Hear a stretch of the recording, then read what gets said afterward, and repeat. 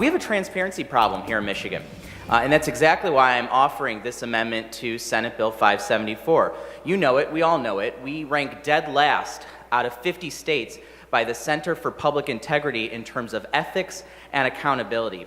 And Senate Bill 574 furthers this transparency problem that we have, which is exactly why I offer this amendment.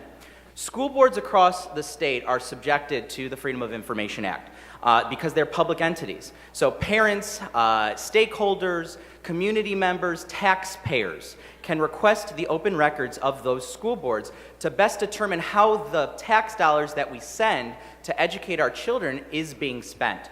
Unfortunately, charter school boards farm out all of their financial oversight and accountability to EMOs, education management organizations, to run these schools, and the EMOs are not subjected to the principles of the Freedom of Information Act. We have no ability to track the public tax dollars that they utilize and how they utilize them.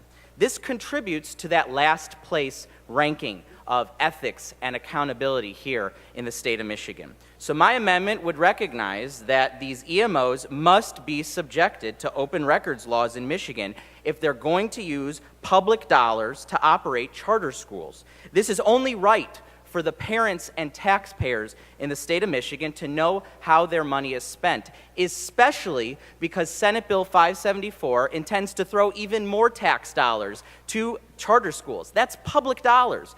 So, Mr. Speaker, this is the second time that I've stood here to offer an amendment to attempt to increase transparency in a Senate bill.